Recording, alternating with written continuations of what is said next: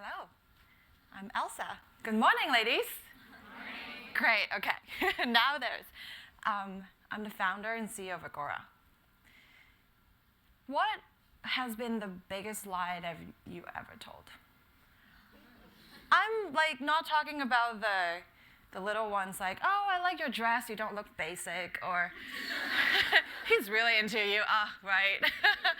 I'm talking about the big lie with the capital B and the capital L.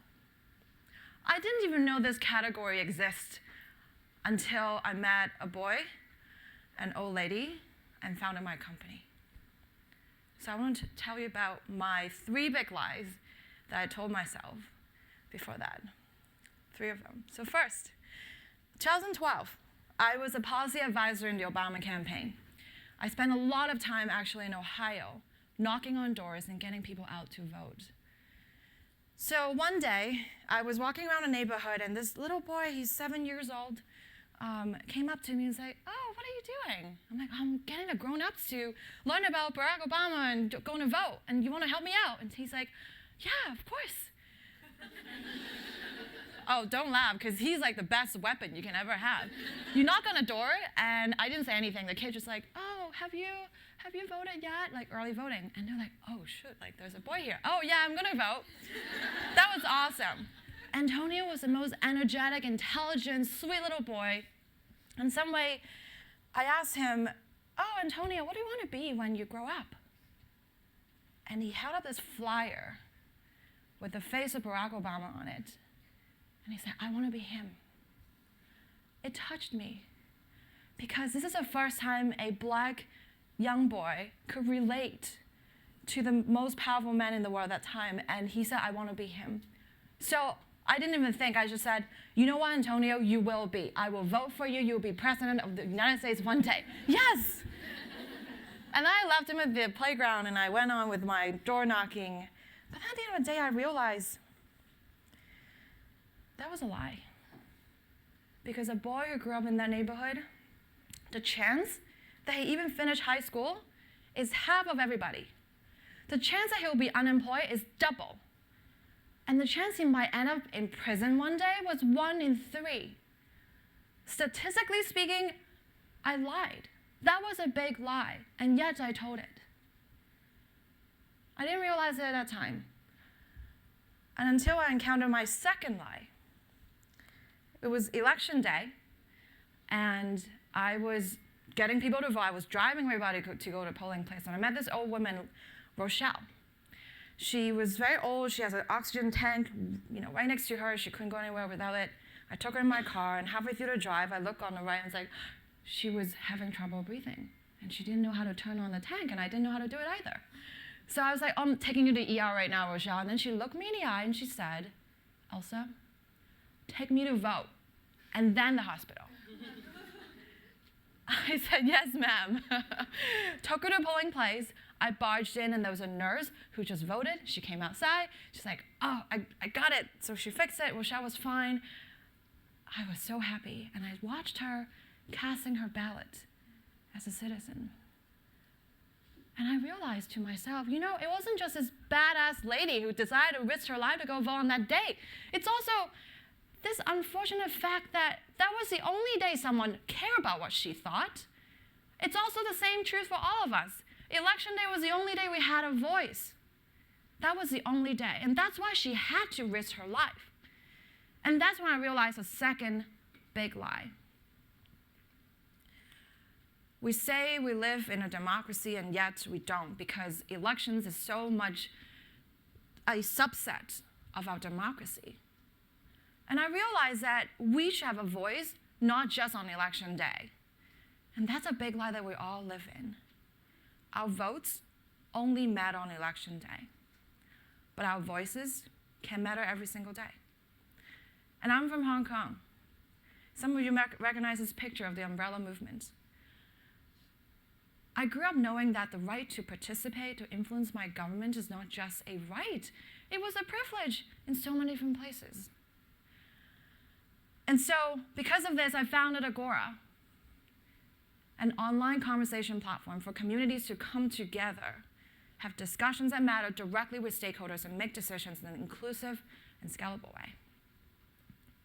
Well, and the lie was number 3, which is, it's actually, I put a unicorn and rainbow up there because this is not exactly how it went down. Between the moment of realization and founding Agora, there was a lot in between. Someone asked me, oh, once you had the idea, what did you do, Elsa? I said, I wrote it down on a piece of paper, I folded it in half, put it in my drawer, and I went on with my day. You know why? Because of a lie that I tell myself. I can't, I'm not, I haven't, I don't, I shouldn't.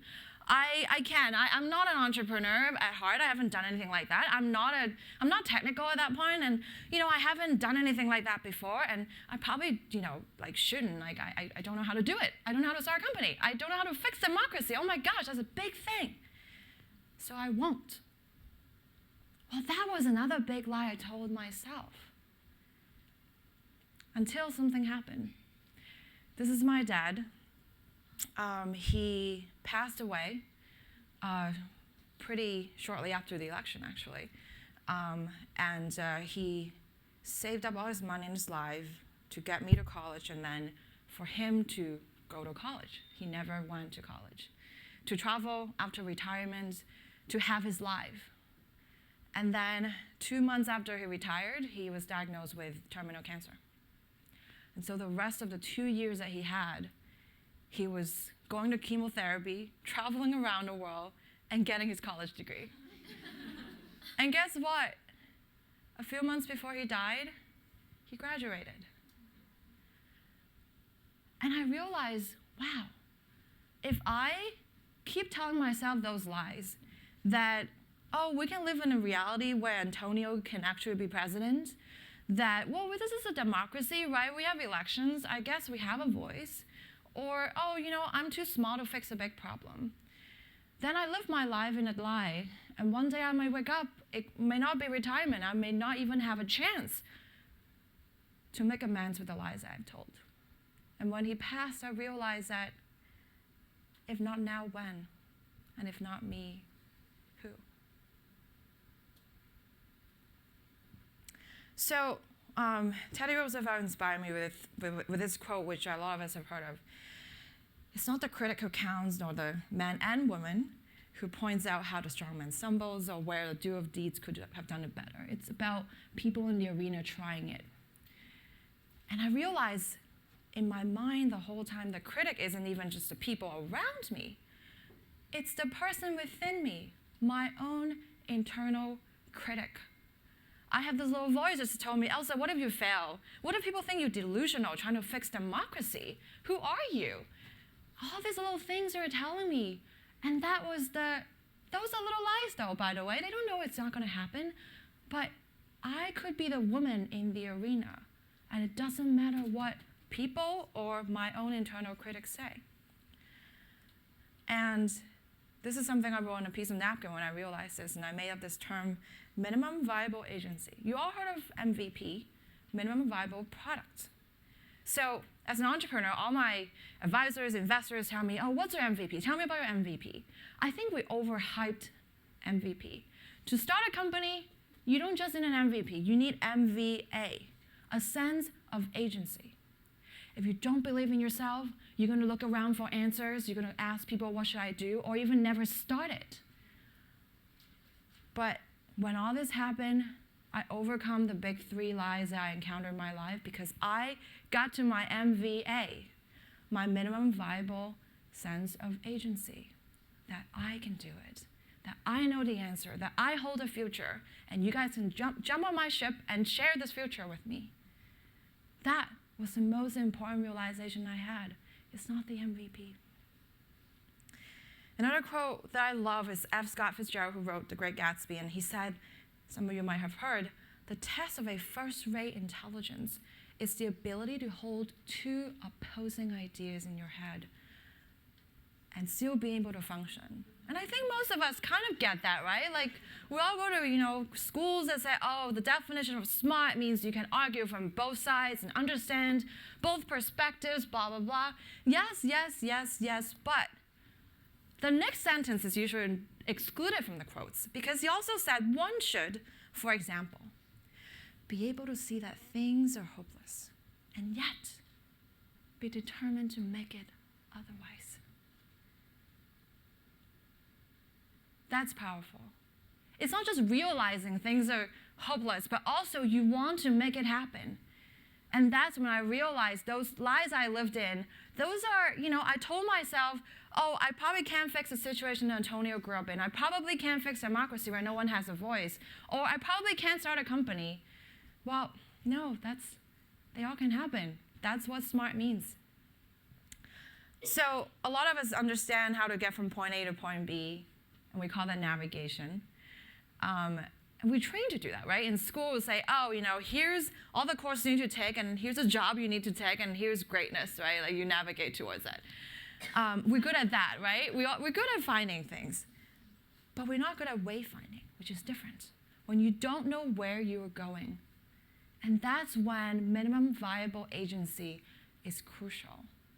Because you don't know where you're going. You might fall off a cliff. You might walk off something. You're walking in the fog. But you know what? Wayfinding gets you to the stars and the moon, and this is how I feel now. And that's the true meaning of life. It's not just about navigating from point A to point B, someone telling you where B is. It's figuring out what B is, or D, or Z, or E. That's what's important. So if you've ever done something like I've done, which is not having my minimum viable agency and writing my dreams and ideas and hopes on a piece of paper, hoping it will be true, and then stack it in a glass jar or in your trunk or in your storage or in your parents' home or in your bag or in your heart. Take it out now and know that you can do it. Thank you.